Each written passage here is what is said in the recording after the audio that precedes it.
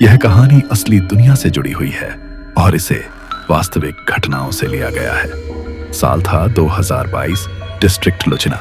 वहां 3 लड़के एक ही रूम में रहते थे। उन लड़कों के नाम थे आदित्य, शुभम और राहुल। तीनों की उम्र एक जैसी थी और तीनों ही हॉस्टल के रूम में रहते थे। लुचिना शहर के ये तीनों लड़के पढ़ाई कर रहे थे। आदित्य ऐसा लड़का था जिसे हमेशा नई नई चीजें करना पसंद था। शुभम एक शांत स्वभाव का लड़का था और राहुल थोड़ा समझदार और सोच समझकर काम करने वाला था। एक दिन की बात है, आदित्य को लाइब्रेरी में एक अजीब सी किताब मिली। उस किताब का नाम था पृथ्वी के सभी रहस्य। आदित्य उस किताब को अपने हॉस्टल के रूम में लेकर आ गया।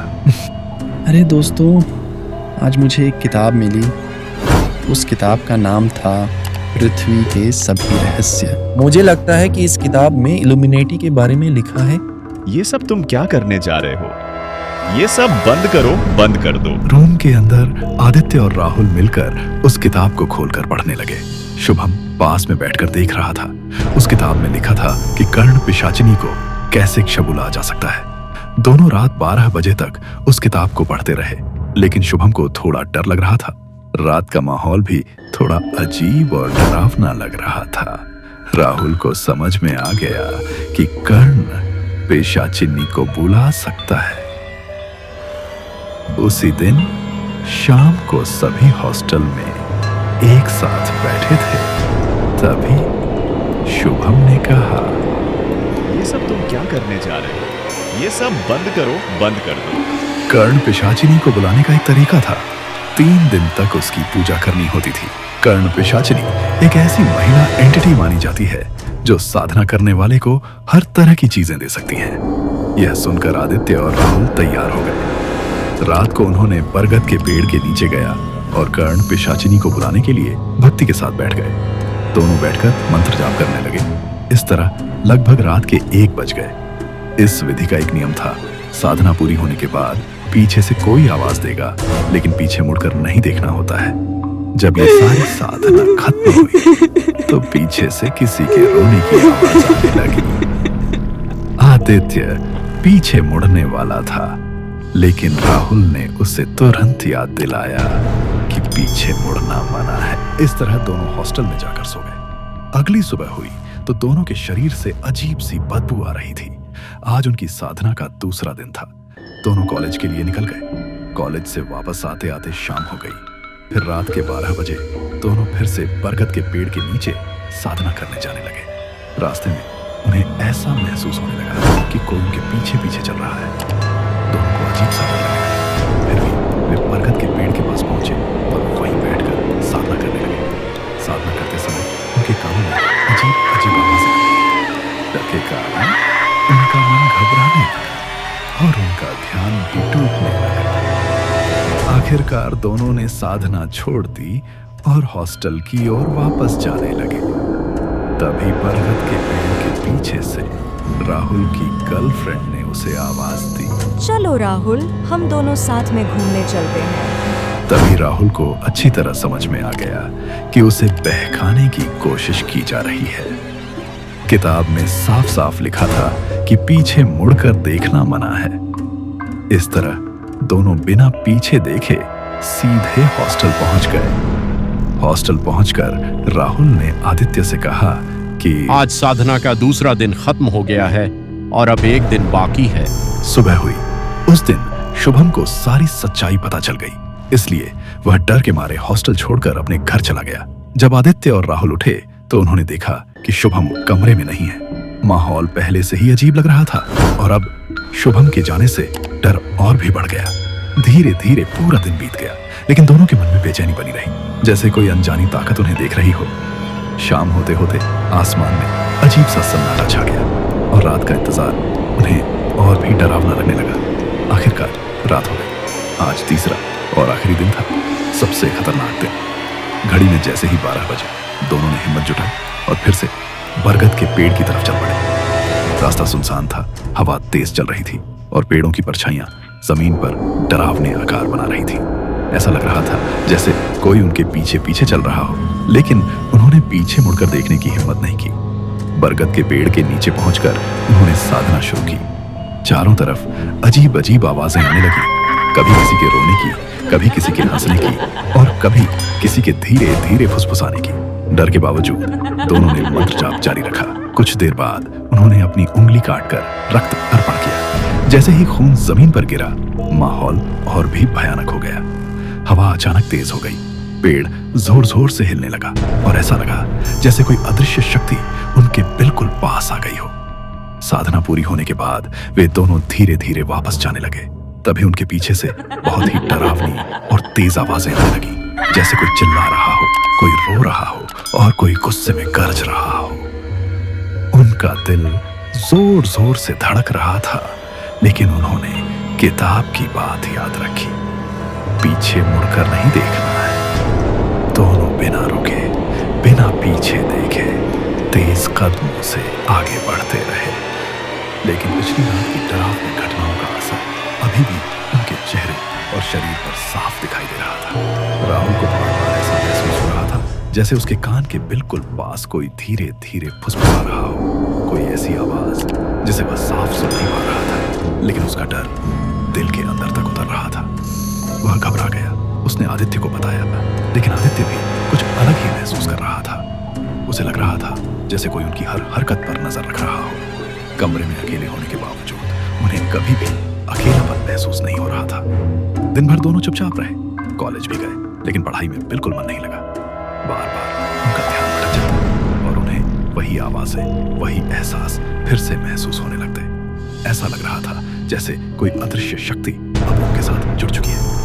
शाम होते होते उनका डर और बढ़ गया। सूरज ढलते ही हॉस्टल का माहौल और भी ज्यादा डरावना लगने लगा। गलियारों में सन्नाटा, कमरों में अजीब सी ठंडक और हर तरफ एक अनजाना डर। फिर रात हो गई। रात होते ही दोनों दोस्तों को अपने अपने अलग अलग अनुभव होने लगे। राहुल को बार बार अपने कान के पास किसी के बोलने की आवाज आने लगी। धीरे धीरे डरावनी फुसफुसाहट, जैसे कोई उसे बुला रहा हो। वहीं आदित्य को अपने सामने परछाइयां हिलती हुई दिखाई देने लगी, कभी दीवार पर, कभी खिड़की के पास। लेकिन जैसे ही वह ध्यान से देखता, सब गायब हो जाता। अब दोनों को यकीन होने लगा था कि ये सिर्फ उनका वहम नहीं है, कुछ तो है जो उनके साथ हो रहा है। यह उनका पहला ऐसा अनुभव था और अब उनके अंदर डर के साथ साथ जिज्ञासा भी बढ़ने लगी थी। वे जानना चाहते थे कि आखिर ये सब क्या है और क्यों हो रहा है। तभी आदित्य ने कहा, सुनो, हमारे कानों में जो भी फुसफुसा रहा है, अगर तुम हो तो जल्दी हमारे सामने। तभी दोनों के सामने कर्ण पिशाचिनी प्रकट हो गई। माहौल अचानक बहुत डरावना हो गया। आदित्य ने हिम्मत दिखाने की कोशिश की, लेकिन अंदर से वह भी कांप रहा था। कर्ण पिशाचिनी ने आदित्य की तरफ देखा और उसे बहुत सारा धन देने का वादा किया। दूसरी ओर राहुल की तरफ मुड़ी और उसे हर तरह का स्वादिष्ट खाना और सुख देने का लालच दिया। इस तरह दोनों दोस्त उस कर्ण पिशाचिनी के साथ जुड़ गए।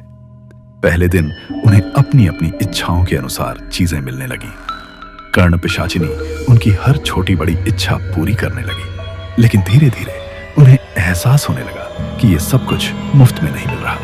कर्ण पिशाचिनी भी उनसे कुछ चाहती थी। वो ठीक काम वासना, दोनों कंत प्यासा, दोनों लड़कों के साथ काम वासना की काम की। पहले दिन तो सब ठीक लगा, दोनों बहुत खुश थे और मन ही मन सोच रहे थे कि उन्होंने कुछ बड़ा हासिल कर लिया है। हर रात वो दोनों कर्ण पिशाचिनी उनके पास आने लगी और अजीब इच्छाएं दिखाने लगी। धीरे धीरे आदित्य और राहुल कमजोर होते चले गए। दिन ब दिन उनकी हालत खराब होती गई और अब उन्हें हर चीज से डर लगने लगा था। सबसे पहले राहुल इतना परेशान हो गया कि उसने खुदकुशी करने की कोशिश की, लेकिन आदित्य ने उसे किसी तरह बचा लिया।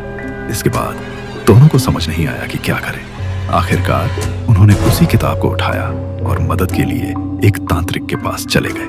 वह तांत्रिक श्मशान घाट में साधना करता था और दूरदृष्टि से बहुत कुछ जानता था। उसने दोनों की पूरी बात सुन ली और उनके हाथ से वह किताब ले ली। तांत्रिक ने अपनी साधना बदली, कुछ मंत्र पढ़े और फिर गंभीर आवाज में कहने लगा, तुम लोगों ने अच्छा काम नहीं किया। इससे पीछा छुड़ाना आसान नहीं है। बाबा, अब क्या करें? हाँ, इसका एक उपाय है। तुम लोगों ने जो किताब मुझे दी है, उसके अधूरे पन्नों के बाकी हिस्से मेरे पास हैं। उसमें साफ लिखा है कि इससे कैसे छुटकारा पाया जा सकता है। उसमें लिखा है कि तुम्हें कर्ण पिशाचिनी की एक और साधना करनी होगी। अब तक तुम उसे अपनी इच्छा और लालच के लिए बुला रहे थे, लेकिन इस बार तुम्हें उसे त्याग और शक्ति के साथ साधना होगा। तुम लोगों ने सिर्फ अपने फायदे और अपनी हवस के लिए कर्ण पिशाचिनी को पत्नी के रूप में साधा था, लेकिन इस बार तुम्हें फिर से कर्ण पिशाचिनी को बुलाना पड़ेगा, एक नई कर्ण पिशाचिनी को। इस बार तुम्हें उसे माँ के रूप में बुलाना होगा। जब वह माँ के रूप में प्रकट होगी तो वह तुम्हें वरदान देकर चली जाएगी। उसी समय तुम उससे यह वरदान मांग लेना कि तुम्हें इस कर्ण पिशाचिनी के बंधन से हमेशा के लिए मुक्ति मिल जाए। इस तरह बाबा के बताए हुए स्थान पर दोनों पहुंच गए। बाबा ने एक गोल घेरा बना दिया जिसमें कोई भी कर्ण पिशाचिनी प्रवेश नहीं कर सकती थी। फिर पूजा शुरू हुई। पूजा के दौरान पुरानी कर्ण पिशाचिनी उन्हें बहुत परेशान करने लगी।